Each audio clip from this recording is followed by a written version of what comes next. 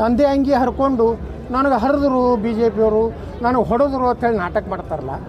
ಇವರು ಸ್ವಾತಂತ್ರ್ಯದಾಗೂ ಇದೇ ನಾಟಕ ಮಾಡ್ಯಾರ. ನೆಹರೂನು ಏನು ದೊಡ್ಡ ಕ್ರಾಂತಿ ಮಾಡಿಲ್ಲ. ಈ ದೇಶಕ್ಕೆ ಏನಾರು ಸ್ವಾತಂತ್ರ್ಯ ಸಿಕ್ಕಿದ್ದು ನೇತಾಜಿ ಸುಭಾಷ್ ಚಂದ್ರ ಬೋಸ್ರಿಂದ. ಇದು ಅಂಬೇಡ್ಕರ್ ಅವರೇ ಹೇಳ್ಯಾರ. ಚರಕಾನು ಇದರಿಂದ ನೆಹರು ಟೊಪಿಗೆ ಹಾಕೋದ್ರಿಂದ ಈ ದೇಶಕ್ಕೆ ಸ್ವಾತಂತ್ರ್ಯ ಸಿಗಲಿಲ್ಲ. ನೇತಾಜಿ ಸುಭಾಷ್ ಚಂದ್ರ ಬೋಸರ ಭಯದಿಂದ ಬ್ರಿಟಿಷರು ಭಾರತದಿಂದ ತೊಲಗಿದ್ರು. ಇದನ್ನು ಡಾಕ್ಟರ್ ಬಾಬಾ ಸಾಹೇಬ್ ಅಂಬೇಡ್ಕರ್ ಅವರು ತಮ್ಮ ಜೀವನ ಚರಿತ್ರೆಯಲ್ಲಿ ಬರೆದಾರೆ. ಅದಕ್ಕೆ ಕಾಂಗ್ರೆಸ್ಸಿಗೆ ಏನೂ ನೈತಿಕತೆ ಇಲ್ಲ, ಅವರೇ ಏಜೆಂಟ್ರದಾರೆ. ನಮ್ಮ ರಾಜ್ಯಪಾಲರು ಅತ್ಯಂತ ಸ್ವಚ್ಛ ಹೃದಯದ ಒಬ್ಬ ದಲಿತ ವ್ಯಕ್ತಿ ಇಂದ ಉನ್ನತ ಸ್ಥಾನದಾಗಿದ್ದ ಅಪಮಾನ ಮಾಡುವಂಥ ಕೆಲಸ ಮಾಡ್ಯಾರ. ಇಡೀ ದಲಿತ ಸಮುದಾಯಕ್ಕೆ ಇವತ್ತು ಕಾಂಗ್ರೆಸ್ ಅಪಮಾನ ವಿಧಾನಸಭೆಯಲ್ಲಿ ಮಾಡ್ಯಂತ ನಾ ಹೇಳಕ್ಕೆ ಬಯಸ್ತಾ ಇದ್ದೇನೆ. ಯಾವ ಸ್ವಾಮಿಗಳು ಅದ್ರ ಮ್ಯಾಗೂ ಕ್ಯಾಲ್ಕುಲೇಷನ್ ಮಾಡ್ಬೇಕಂತ ಸ್ವಾಮಿಗಳ ಹೆಸರು ಮ್ಯಾಗ ನಾ ಹೇಳ್ತೇನೆ, ಹಂಗೆ ಹೇಳ್ಬೇಡ್ರಿ. ಇದೇ ಸ್ವಾಮಿ ಅಂದ್ರೆ ಆ ಸ್ವಾಮಿದು ಚರಿತ್ರೆ ನನ್ನ ಬಲ್ಲಿ ಐತಿ. ಕೆಲವೊಂದು ಸ್ವಾಮಿಗಳು ಪೇಡ ಸ್ವಾಮಿಗಳು ಅದಾರ, ಕೆಲವೊಂದು ರೊಕ್ಕ ಕೊಟ್ಟು ಕೂಡಲೇ ಹೇಳ್ತಾರೆ ಅವ್ರ ಭವಿಷ್ಯಗಳೇ ಹಿಂಗೆ. ಕೆಲವೊಂದು ಮಂದಿ ಭವಿಷ್ಯ ಹೇಳ್ತಿರ್ತಾರೆ ಹಂಗೆ. ರಾಹುಲ್ ಗಾಂಧಿ ಪ್ರಧಾನಮಂತ್ರಿ ಆಗ್ತಂತ ಹೇಳ್ತಾರೆ. ಈ ಜನ್ಮದಾಗ ರಾಹುಲ್ ಗಾಂಧಿ ಪ್ರಧಾನಮಂತ್ರಿ ಆಗೋದಿಲ್ಲ. ಮೋದಿಯವ್ರ ನಂತರ ಯೋಗಿ ರೆಡಿ ಆಗ್ಯಾರ, ದೇಶದ ಜನ ರೆಡಿ ಆಗ್ಯಾರ. ಅದೇ ಕರ್ನಾಟಕದ್ದೇ ಹೇಳ್ತೀನಿ. ಸಿದ್ದರಾಮಯ್ಯನವ್ರ ನಂತರ ಯಾರು ಆಗ್ತಾರೆ? ಸಿದ್ದರಾಮಯ್ಯನವರ ಕೊನೆಯ ಕಾಂಗ್ರೆಸ್ ಮುಖ್ಯಮಂತ್ರಿ. ಮುಂದೆ ಯಾರು ಕಾಂಗ್ರೆಸ್ ಸೇರ್ತಾರೆ? ನನ್ನ ಪಕ್ಷನೂ ಬಂದರೂ ಬರ್ಬೋದು, JCB ಪಾರ್ಟಿ. ನೀವೆಲ್ಲ ಜೋಕ್ ಅನ್ಬೋದು ಮೀಡಿಯಾದವರು. ಯಾಕಂದ್ರೆ ನಿಮಗೆ ವಿಜೇಂದ್ರ ಭಾಳ ಆತ್ಮೀಯ ಕೆಲವೊಂದು ಮೀಡಿಯಾದವ್ರಿಗೆ, ಕೆಲವೊಂದು ಮೀಡಿಯಾದವ್ರಿಗೆ DK ಶಿವಕುಮಾರ್ ಆತ್ಮೀಯ. ನೀವೇನು ಹೊಡ್ಕೋತೀರಿ ಹೊಡ್ಕೋರಿ. ನಾನೇ ಮುಖ್ಯಮಂತ್ರಿ ಆದ್ರೆ ಅವಾಗ ನೀವೇನು ಮಾಡಕತ್ತೀರಿ? ನೀವೇ ಬಂದು ಇಂಟ್ರ್ಯೂ ತೊಗೋತೀರಿ. ಸರ್ ನಾವು ಹೇಳಿದ್ದೀವಿ, ನೀವು ಹೇಳಿದ್ದೀವಿ. ಹಂಗೆ ಜ್ಯೋತಿಷಿಗಳು ಕೆಲವೊಂದು ಮಂದಿ ಫೇಕ್ ಬೋಗಸ್ ಅದಾರ. ಅವ್ರು ರೊಕ್ಕ ಕೊಟ್ಟು ಕೂಡಲೇ ಒಂದು 10-11 ಲಕ್ಷ ಕೊಟ್ಟು ಪಾದ ಪೂಜೆ ಮಾಡಿದ್ರೆ ಹೇಳ್ಬಿಡ್ತಾರೆ ಇವರೇ ಮುಖ್ಯಮಂತ್ರಿ ಆಗಲಿ, ಇವರೇ ಏನು ವೀರಶೈವ ಮಹಾಸಭಾ ಅಧ್ಯಕ್ಷರಾಗಲಿ ತಿಳ್ಕೊತ ಅಡ್ಯಾಡ್ತಾರಲ್ಲ, ಅವ್ರ ಘನತೆಯನ್ನು ಅವರೇ ಕಳ್ಕೊಳಕತ್ತಾರೆ.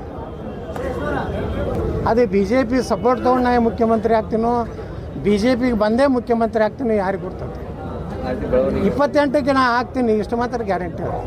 ನೀವು ಮೀಡಿಯಾದವ್ರು ಅಷ್ಟೇ ವಿರೋಧ ಬರೀರಿ, ತೀವ್ರವಾಗಿ ಬರೀರಿ. ವಿಜೇಂದ್ರನೇ ಆಗ್ತಾನಂತೇಳಿ ಲಗ ಹೊಡೆದು ಬರೀರಿ. ಮುಖ್ಯಮಂತ್ರಿ ನಾನೇ ಆಗ 5 ವರ್ಷ ನಾನೇ ಇರ್ತೀನಿ. ಕರ್ನಾಟಕದಲ್ಲಿ ಹೊಸ ಇತಿಹಾಸ ನಿರ್ಮಾಣ ಮಾಡ್ತೀನಿ. ಬುಲ್ಡೋಜರ ಭಾಳ ಸದ್ದುಗಳು ಎಲ್ಲ ಕಡೆ ಕೇಳಿಸ್ತಾವೆ. 2,80,000 ಏನು ಖಾಲಿ ಸರ್ಕಾರಿ ಉದ್ಯೋಗ ಎಲ್ಲ 5 ವರ್ಷ ಕೊಡ್ತೀನಿ. 3 ಲಕ್ಷ ಜನರಿಗೆ ಉದ್ಯೋಗ ಕೊಡ್ತೀನಿ. ನೀವೇನೂ ಗಾಬರಿ ಆಗಬೇಡ್ರಿ ಮೀಡಿಯಾದವರು, ನೀವು ಆತಂಕಕ್ಕೆ ಒಳಗಾಗಬೇಡ್ರಿ. ಹಿಂಗಂದ್ರೆ ಯತ್ನಾಳು ವಿಜೇಂದ್ರ ಪರಿಸ್ಥಿತಿ ಅನ್ನೋ ನಾ ಸಂಜೆ ಮುಂದೆ ಹೊಡಿಲಕ್ಕೆ ಚಾಲೂ ಮಾಡಬೇಡ್ರಿ. ಯತ್ನಾಳೆ ಭವಿಷ್ಯ ನಿಜವಾಗುವುದೇ ಇಂದಿನ ವಿಶೇಷ ಅಂತ ಹೊಡ್ಕೊತ್ಕೊಂಡ್ರೆ ನೋಡ್ಬೇಕದು. ಏನೋ ಪೊಲೀಸ್ ಇಲಾಖೆ ಗುರ್ತಾ ಅವರೆಲ್ಲ ಮಾಹಿತಿ ತೆಗಿತಾರೆ. ಇದು ಯಾರು ರೊಕ್ಕದ ಏನದ, ಅದು ಏನು 500 ರೂಪಾಯಿ ನೋಟ್ ಅದೋ 2,000 ನೋಟ್ ಅದೋ, ಅದು ಎಲ್ಲಿಗೆ ಒಯ್ಲಾಕತ್ತಿದ್ರು. ಇದು ಭಾಳ ದೊಡ್ಡ ಹಗರಣ ದರೋಡೆ ಆಗಿದೆ ಅಂತ ಹೇಳ್ತಾರೆ. ಕರ್ನಾಟಕದಾಗ ದರೋಡೆ, ಕೊಲೆ, ಸುಲಿಗೆ, ಹಿಂದೂಗಳ ಹೆಣ್ಮಕ್ಳ ಮೇಲೆ ಅತ್ಯಾಚಾರ, ದಲಿತ ಹೆಣ್ಮಕ್ಳ ಮೇಲೆ ಅತ್ಯಾಚಾರ, ಈ ಸರ್ಕಾರ ಇರುತ್ತಾನೆ ಈ ರಾಜ್ಯದಲ್ಲಿ ಶಾಂತಿ ಸುರಕ್ಷತೆ ಕಠಿಣವಾದಂಥ ಕಾನೂನುಗಳು ಜಾರಿ ಆಗೋದಿಲ್ಲ. ಅದಕ್ಕಿಂತವೆಲ್ಲ ದರೋಡೆ ಪರೋಡೆ ಎಕ್ದಮ್ ಈಸಿ ಆಗ್ಲಕ್ಕತ್ತವೆ. ಯಾಕಂದರೆ ಇವಾಗ ಬೆಂಗಳೂರು ಹಾಡಾಗಲೇ ಕೋಟ್ಯಾಂತರ ರೂಪಾಯಿ ಲೂಟಿ ಮಾಡಿದ್ರು, ಏನೂ ಆಗಲಿಲ್ಲ. ಹಿಂಗೆ ಕರ್ನಾಟಕದಲ್ಲಿ ಕಾನೂನು ವ್ಯವಸ್ಥೆ ಸಂಪೂರ್ಣವಾಗಿ ಹದಗೆಟ್ಟೋಗಿದೆ. ಆ ಹದಗೆಟ್ಟದ ಉದಾಹರಣೆ ಅಂದರೆ ಬೆಳಗಾವಿಯಲ್ಲಿ 400 ಕೋಟಿ ಇತ್ತು, 800 ಕೋಟಿ ಇತ್ತು, ಇನ್ನೂ ತನಿಖೆ ಆಗಿಲ್ಲ. ಅದನ್ನು ED ಕೊಡಬೇಕು, CBI ಕೊಡಬೇಕು.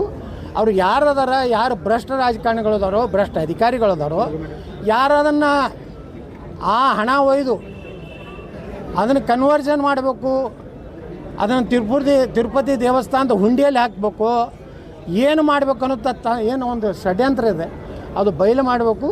ಅವ್ರಿಗೆ ಯಾರು ಈ ಹಣ ಅನ್ನೋಂಥ ಅವ್ರನ್ನ ಕಠಿಣವಾದಂಥ ಅವ್ರ ಮ್ಯಾಗ ಆ್ಯಕ್ಷನ್ ತೊಗೊಂಡು ಅವ್ರನ್ನ ಜೈಲಿಗೆ ಹಾಕಿದ್ರೆ ಕರ್ನಾಟಕದ ಮಾನ ಮರ್ಯಾದೆ ಉಳಿತದೆ. ಯಾಕಂದ್ರೆ ಕರ್ನಾಟಕ ಮಾನ ಮರ್ಯಾದೆ ಏನು ಉಳಿದಿಲ್ಲ. ಮಹಾರಾಷ್ಟ್ರದವ್ರು ಬಂದು ಇಲ್ಲಿ ಡ್ರಗ್ ಫ್ಯಾಕ್ಟ್ರಿಗಳನ್ನು ಕಂಡು ಹಿಡಿಲಕತ್ತಾರೆ. ಸ್ವತಃ ಮುಖ್ಯಮಂತ್ರಿಗಳ ಕ್ಷೇತ್ರ ಜಿಲ್ಲೆಯಲ್ಲೇ ಡ್ರಗ್ ಫ್ಯಾಕ್ಟ್ರಿ ಇದ್ದಿದ್ದು ಮುಖ್ಯಮಂತ್ರಿಗಳ ಕ್ಷೇತ್ರದಲ್ಲಿ. ಬೆಂಗಳೂರಿನಲ್ಲಿ ಡ್ರಗ್ ಇವತ್ತು ನಡೀತಾ ಇದೆ. ಇವತ್ತು ಕಂಟ್ರೋಲ್ ಪೊಲೀಸ್ ಇಲಾಖೆ ಮೇಲೆ ಸರ್ಕಾರದಿಲ್ಲ. ಯಾಕಂದರೆ ಎಲ್ಲ ಇಲಾಖೆ ಅಧಿಕಾರಿಗಳಿಗೆ ಫಿಕ್ಸ್ ಮಾಡ್ಯಾರ, ಇಲ್ಲ ಆಕ್ಷನ್ ಆಗ್ತದೆ. ಬೆಂಗಳೂರು ಕಮಿಷನರ್ ಆಗಬೇಕಾದ್ರೆ 50 ಕೋಟಿ ಕೊಡಬೇಕು, DC ಆಗಬೇಕಾದ್ರೆ 10 ಕೋಟಿ ಕೊಡಬೇಕು. ಎಲ್ಲೆಲ್ಲಿ ಒಳ್ಳೆ ಪೋಸ್ಟ್ ಅದಾವಲ್ಲ ಲಿಲಾವ್ ಆಗ್ತಾಯಿದೆ. ಈ ಲಿಲಾವ್ ಆಯ್ತಂದ್ರೆ ಯಾರೂ ಒಳ್ಳೆಯ ಅಧಿಕಾರಿಗಳು ಒಳ್ಳೆಯ ಸ್ಥಾನದಲ್ಲಿ ಇರುವುದಿಲ್ಲ. ಇದು ನಡೀದೆ ಇದು ಹಗರಣಗಳು, ಕೊಲೆ, ಸುಲಿಗೆ. ಮತ್ತು ಅವ್ರಿಗೇನೂ ನಮ್ಮ ಗೃಹ ಮಂತ್ರಿಗಳಿಗಂತೂ ಏನೂ ಪಾಪ ಏನೂ ಗೊತ್ತಿಲ್ಲ. ಅತ್ಯಂತ ಅಂತಾರಾಷ್ಟ್ರೀಯ ಗೊತ್ತಿಲ್ಲ ಅಂತ ಗೊತ್ತಿರದ ಗೃಹ ಮಂತ್ರಿ ಅದು ಕರ್ನಾಟಕದ ಗೃಹ ಮಂತ್ರಿ. ಹೀಗಾಗಿ ಅವ್ರಿಗೆ 400 ಕೋಟಿದು ಗೊತ್ತಿಲ್ಲ. ಬೆಂಗಳೂರಿನಲ್ಲಿ ಮರ್ಡರ್ ಆದರೂ ಗೊತ್ತಿಲ್ಲ. ಬಿಜಾಪುರದಲ್ಲಿ ಮುಖ್ಯಮಂತ್ರಿಗಳ ಕಾರ್ಯಕ್ರಮ ಆಗಿದ್ದು ಗೊತ್ತಿಲ್ಲ. ಅವ್ರು ಊಟ ಮಾಡಿದ್ದು ಗೊತ್ತಿಲ್ಲ, ಮಕ್ಕೊಂಡಿದ್ದು ಗೊತ್ತಿಲ್ಲ. ಏನು ಗೊತ್ತಿಲ್ಲರಪ್ಪ, ನೀವು ಬಿ ಜೆ ಪಿಯವ್ರಿಗೆ ಕೇಳಬೇಕು. ಇಲ್ಲಿ ಒಂದಿಟ್ಟು ಅವಲ್ಲ ಮುಂಜಾನೆ ನಾವು ಪ್ರೆಸ್ ಮೀಟ್ ಮಾಡ್ತಾವಲ್ಲ, ಮನೆಯಿಂದ ಏನದು ಚಾ ಮತ್ತು ಉಪ್ಪಿಟ್ಟು ತಂದು ಅವಕ್ಕೆ ಕೇಳ್ರಿ ರಾಜ್ಯ ಅಧ್ಯಕ್ಷ ಬದಲಾವಣೆ ಆಗ್ತಿತ್ತೋ ಇಲ್ಲೋ. ರಾಜ್ಯ ಅಧ್ಯಕ್ಷರನ್ನ ರಾಷ್ಟ್ರೀಯ ಅಧ್ಯಕ್ಷರಿಗೆ ಹೋಲಿಸ್ಲಿಕ್ಕೆ ಹೋಗ್ಬೇಡ. ರಾಷ್ಟ್ರೀಯ ಅಧ್ಯಕ್ಷರ ಸಿಲೆಕ್ಷನು ಪ್ರಧಾನಮಂತ್ರಿಗಳು ಮಾಡ್ಯಾರ. ಅವು ಒಳ್ಳೆಯವ್ರು ಇರಬೇಕು, ಪ್ರಾಮಾಣಿಕ ಇರ್ಬೇಕಂತ ನನಗೆ ಅನ್ನಿಸ್ತದೆ. ಅದು ರಾಜ್ಯಾಧ್ಯಕ್ಷರನ್ನ ಯಾರು ಸೆಲೆಕ್ಷನ್ ಮಾಡ್ಯಾರ ಅವ್ರಿಗೆ ಸನ್ಮಾನ ಮಾಡ್ಬೇಕಂತ ಮಾಡೀನಿ. ನಾ ಏನು ಬಿ ಜೆ ಪಿಯವ್ರಿಗೆ ಹೋಗಿ ಕೈಕಾಲು ಹಿಡಿದು ಪಾರ್ಟಿಗೆ ತೋರಿ ತಪ್ಪಾಗೈತಿ ಕ್ಷಮೆ ಮಾಡಿರಿ, ವಿಜೇಂದ್ರನೇ ನನ್ನ ಬಾಸ್ ಅನ್ನೋ ಮಗ ಅಲ್ಲ. Vijendra not my boss only Narendra Modi, Amit Shah, Nitin Gadkari, Rajnath Singh ಅವ್ರ ಬಾಸ್.